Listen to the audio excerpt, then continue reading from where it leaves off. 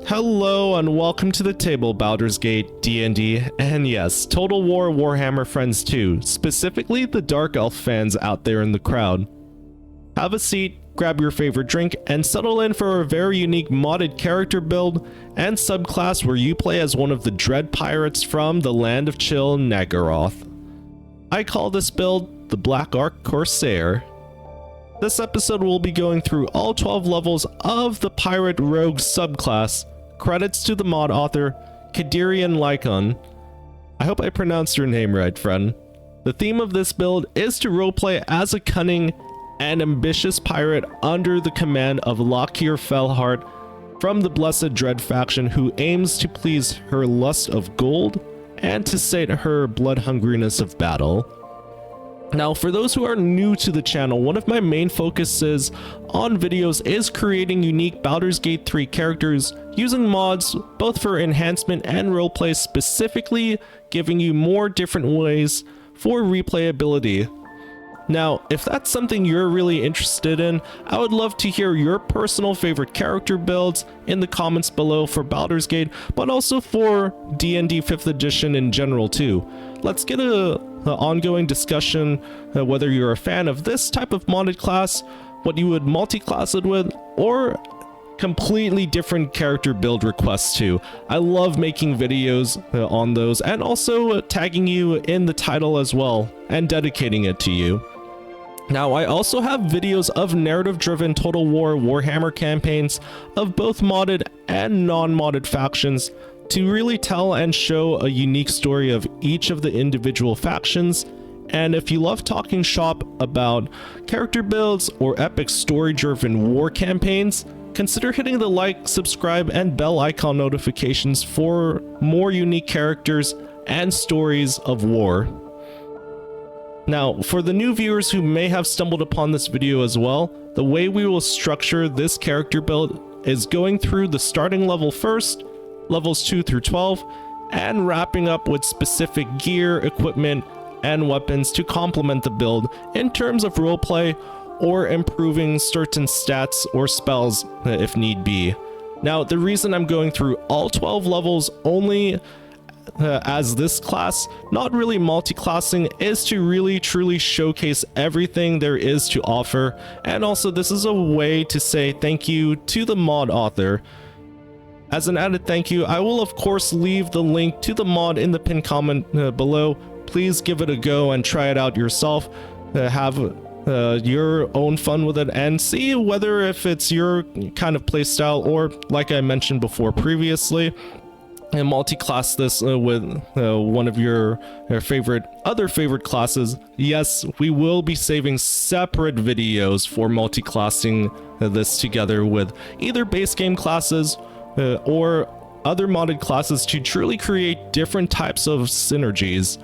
I'm already thinking about some of the wild combinations this subclass could go with in terms of my other modded classes, such as the Witcher class, which I also made a separate video on too if you want to check that out for yourself.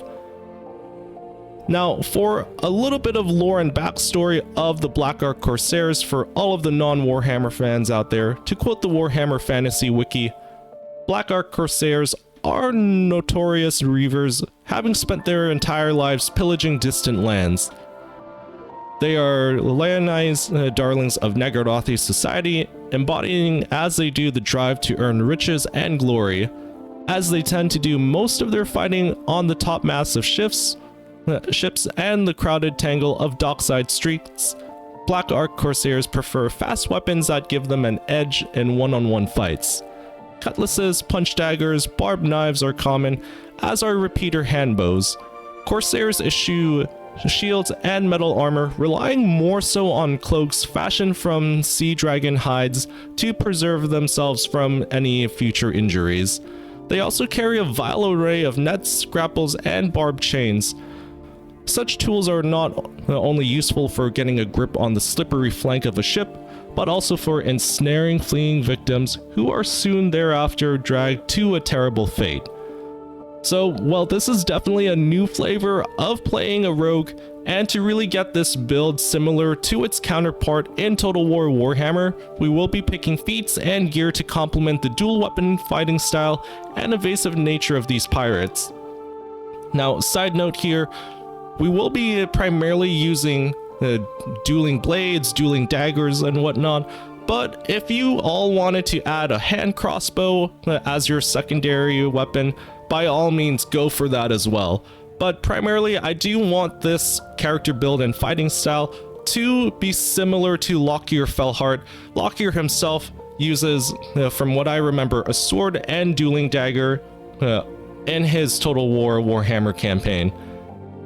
As I said in previous videos, if you have difference of opinions on what specific choices you would make when leveling and building this character, please let me know what those changes would be in the comments below, whether it's min-maxing or if it's for better roleplay purposes.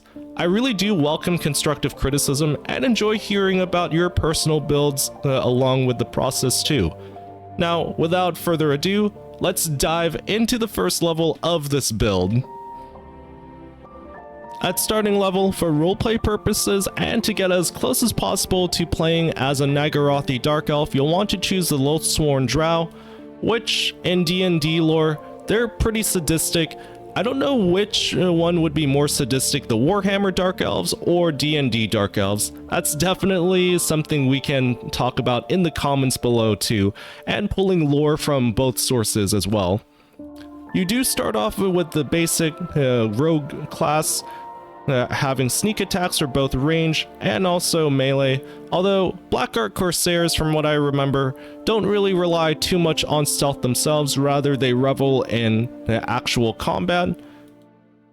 To fit the roleplay as well, and also to gain useful skills, we will be choosing the criminal background, giving us skills in deception and stealth, which we will be definitely buffing with our ability point allocation.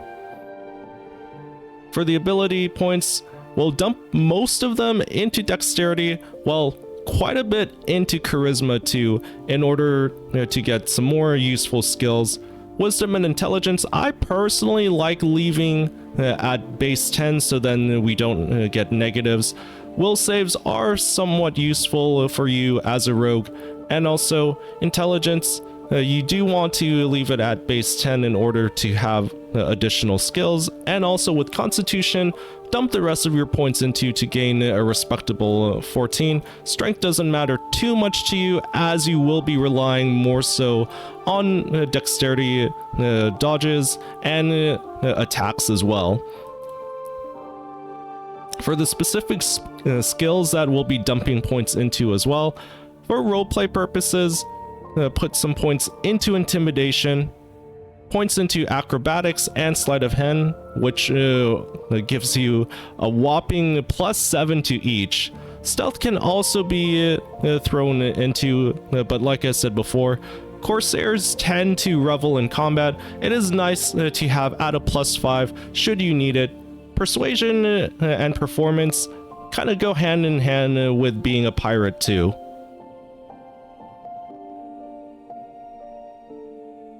At level 2, not many actions or features to be said here. We gain cunning action of hide, dash, and also disengage. Very typical rogue actions here.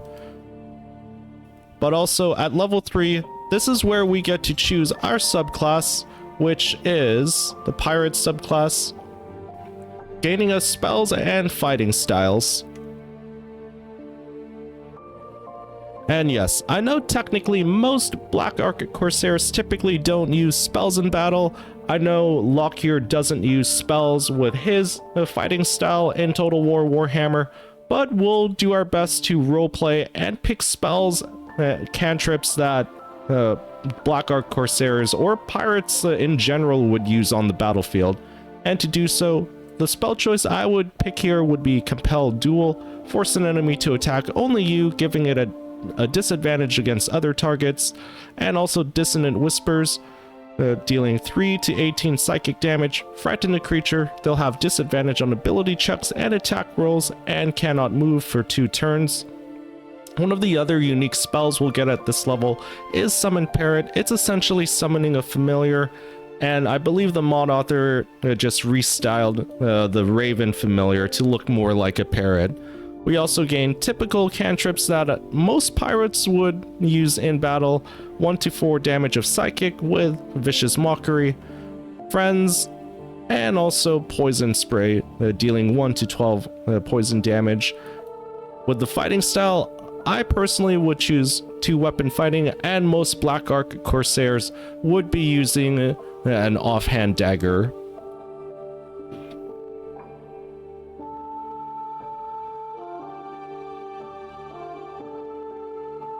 At level 3, we gain actions of Slashing Flourish, both for melee and for ranged.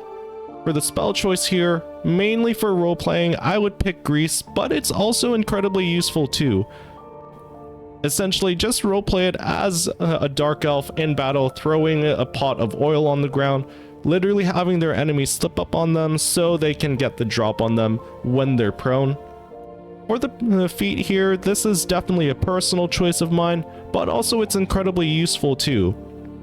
I would personally choose Martial Adept, learning 2 maneuvers from the Battle Master subclass, gaining a superiority die to fuel them, and then also regaining those superiority dice spent after short or long rests. We'll be gaining Riposte, which it's kind of like a reward for when an enemy does miss you. You spend that superiority die to attack with a powerful strike that deals additional 1d8 damage. And also, Evasive Footwork is a really good passive too, and plays well into the Black Ark Corsair, being a very dodgy individual. Evade attacks by imposing disadvantage on melee attacks against you for 1 round.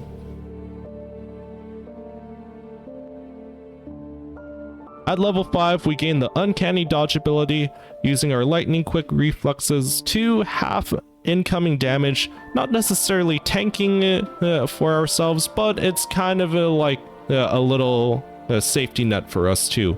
Speaking of safety net, one of the cool things too we get as a drow here is the darkness spell. Create a dark shroud that heavily obscures and blinds creatures within. Creatures can't make ranged attacks into or out of it, but also this is definitely something that would really benefit us, specifically because we have a piece of equipment that would pair well with this too. So essentially casting darkness on ourselves would be very useful. At level 6, nothing much really changes here, other than having the chance to change up which skills we put proficiencies in. Personally, I like having them where they are right now, but if you decide you want to have one over another, by all means go ahead and pick whichever one you want to switch out. Level 7 is when we get more additional features such as evasion. Agility lets us dodge out of the way of certain spells. When a spell or effect would deal half damage on a successful dexterity saving throw, it deals no damage if you succeed, and only half damage if you fail. Subclass features for the pirate. The number you need to roll a critical hit while attacking is reduced by 1. This effect can stack, and yes, this will definitely pair well with another piece of equipment of ours. And also we'll get the action of Disarming Attack, very in style and in tune with what a very skilled pirate, and finesse pirate I should say, would do. Focus your attack on foes' hands and possibly force them to drop weapons they're holding, but should that not happen, we do have Command, which I think most Drukhari would use as underhanded tactics in battle against their foes, forcing their enemies to grovel, move closer, flee, or drop their weapons to the ground.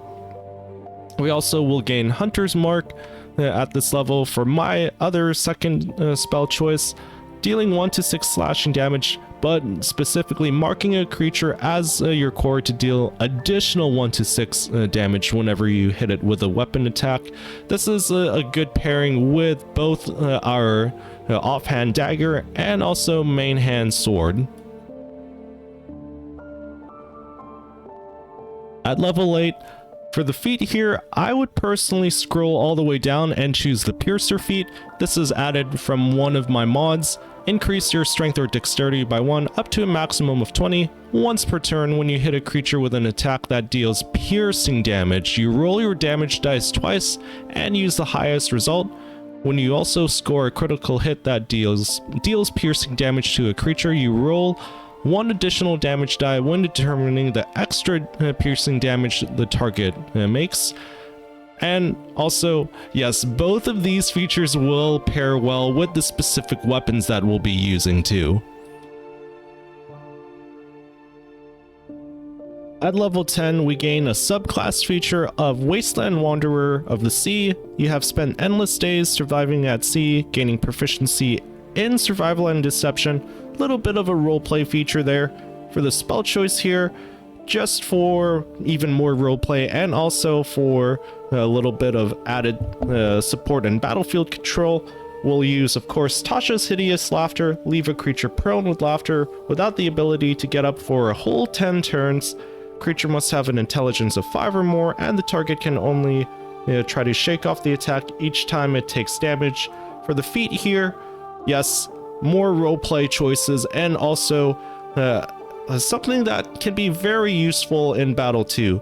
Poisoner, prepare and deliver deadly poisons, gaining the following benefits. When you make a damage roll, ignore resistance to poison damage, and you can coat a weapon in poison as a bonus action instead of using an action. You also gain proficiency with the Poisoner's Kit if you don't already have it. So basically it allows you to kind of play your hand at being someone who will underhandedly and shamelessly take out their enemies by any means possible.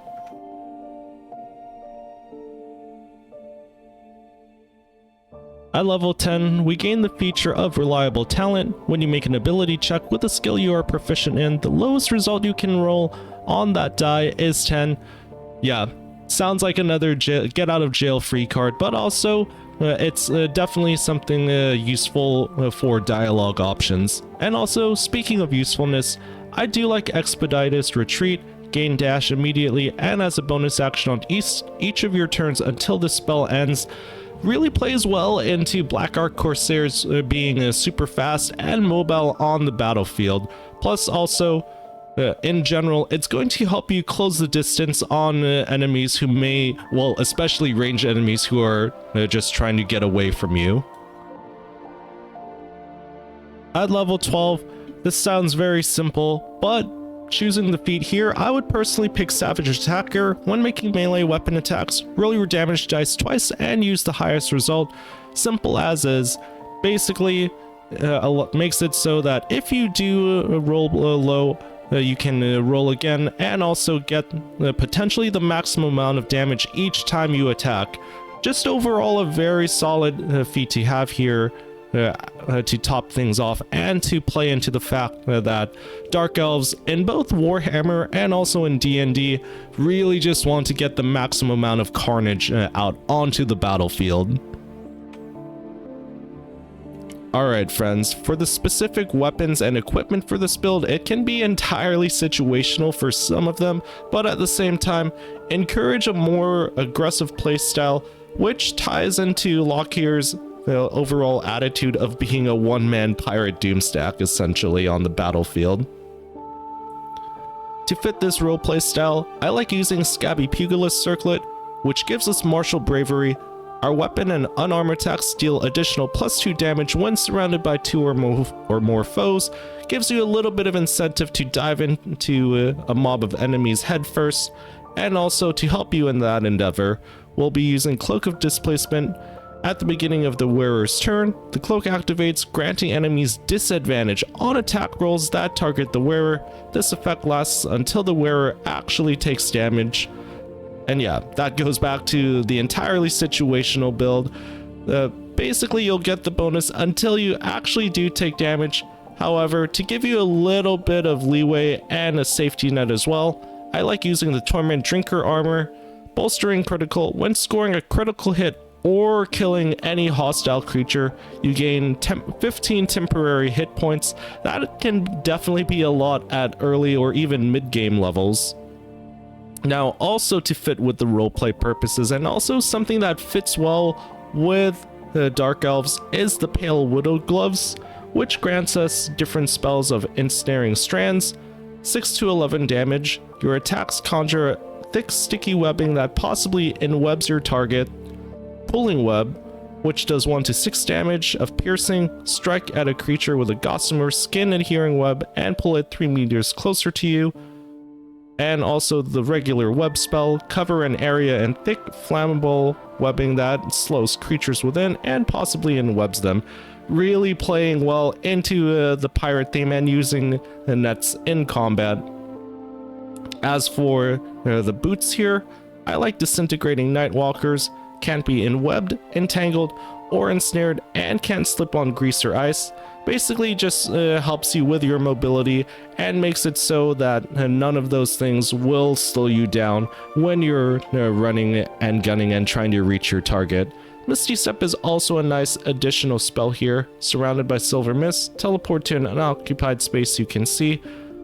Kind of helps you close the distance on your enemies. And also, once you do close the distance, I know I do use Amulet of Ball in my other character builds, but with this amulet we gain First Blood on a hit, inflict bleeding upon targets that have maximum hit points. This is going to be a really good amulet for you to make the first strike, and also will help you do damage over time. Risky Ring, this is kind of literally a risk and reward feature here.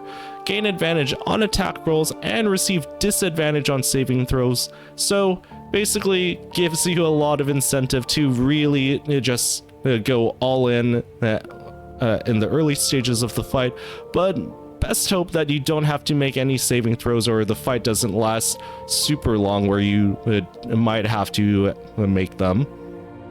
And also, to top it off, Eversight Ring, immunity to blindness, just overall a good buff for later levels too.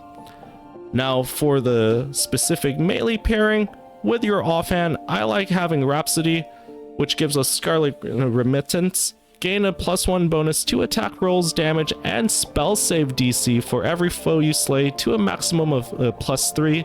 Really just, again, encourages you to be an aggressive fighter and also to get the drop on minor enemies or mob enemies. Sweet Bloodletting also possibly inflicts bleeding when hitting a creature with this weapon while hiding or invisible. And yes, going back to the situational buffs, you do have to be hidden or invisible for this to occur, but this is a nice little follow-up to Baal's Amulet too. And for the main weapon choice here, I like the Clover. Organ Rearranger, reduce the number you need to roll a critical hit while attacking by 1. This effect can stack with other feats as well. When you roll 2 damage or less, re-roll the dice, taking the highest result. That's a nice little get out of jail free feature right there. And also, with this being in our main hand, we do have Exploit Weakness. Creatures hit with this weapon receive vulnerability to piercing damage. All in all, overall, this is the type of gear that is very suited for dive in headfirst into combat and pray that you're able to dish out burst damage quickly at the very start too. Alright friends, that has been 12 levels of the pirate subclass for the rogue. Let me know in the comments if you agree with the leveling choices and also equipment and weapons. But also, for all of the Warhammer fans, I will be making more videos similar to this based off of Total War Warhammer legendary lords or even units themselves. And also, if you're a new friend to the channel, thank you so much for tuning in and also making it this far in the video too. And also, if you're fans of Warhammer, D&D, or Elder Scrolls lore, which we will talk about in future videos, I'd love to have you join us on those next adventures, friends. And remember to hit those like, subscribe, and bell icon notifications, and I'll save you a seat at the table. take care and farewell.